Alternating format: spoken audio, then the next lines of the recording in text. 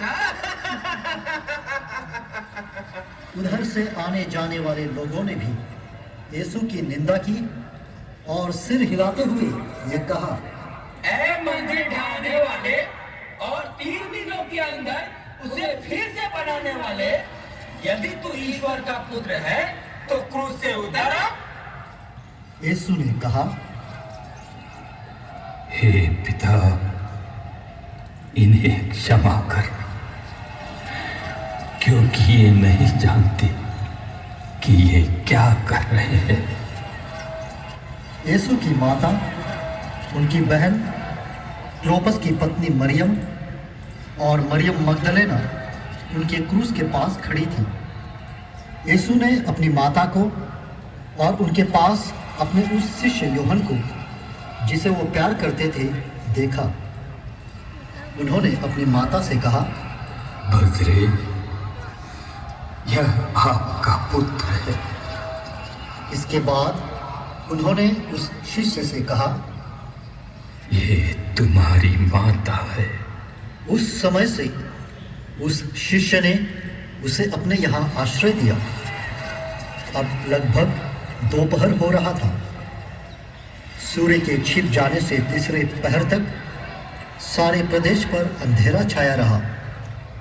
लगभग तीसरे पहर यीशु ने ऊंचे स्वर से पुकारा, मेरे ईश्वर, मेरे ईश्वर, तूने मुझे क्यों त्याग दिया? यह सुनकर पास खड़े लोगों में से कुछ ने कहा, ये एलियस को बुला रहा है। उनमें से एक तुरंत दौड़कर बनसोखता ले आया और उसे खट्टी अंगूरी में डुबोकर और सरकंडे में लगाकर उसने यीशु के मुख से लगा दिया। यीशु ने खट्टी अंगूरी चख कर कहा,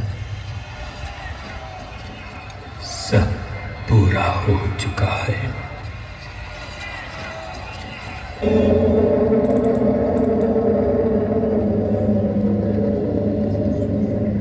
हे पिता, मैं अपनी आत्मा को तेरे हाथों सौंपता हूं।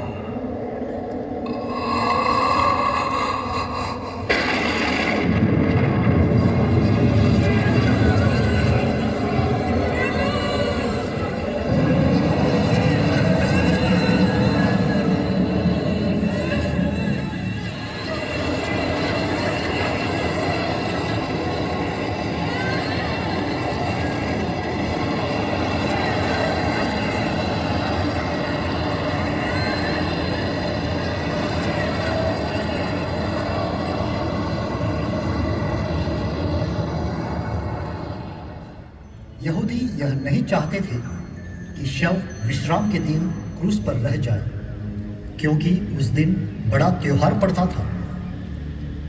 उन्होंने पिलातुस से कहकर शव हटाने का निवेदन किया। इसलिए सैनिकों ने आकर यीशु के साथ चढ़ाए गए दोनों व्यक्तियों की टांगें तोड़ दी। किंतु जब वे यीशु के पास आए तो देखा कि वह मर चुके हैं, इसलिए उन्होंने उनकी टांगें नहीं तोड़ी। लेकिन एक सैनिक ने उनके बगल में भाला मारा और उसमें से तुरंत रक्त और जल बह निकला। यह सब इसलिए हुआ कि धर्मग्रंथ का यह कथन पूरा हो जाए, उसकी एक भी हड्डी नहीं तोड़ी जाएगी। और दूसरे कथन के अनुसार उन्होंने जिसे छेदा वे उसी की ओर देखेंगे। वहां उपस्थित सब लोग यीशु की मृत्यु की इस घटना को देखकर अपनी छाती को पीटते हुए लौट गए। स्वर्ग राज्य में सर्वोच्च सिंहासन पर विराजमान होने वाले प्रभु यीशु इस घड़ी स्वर्ग और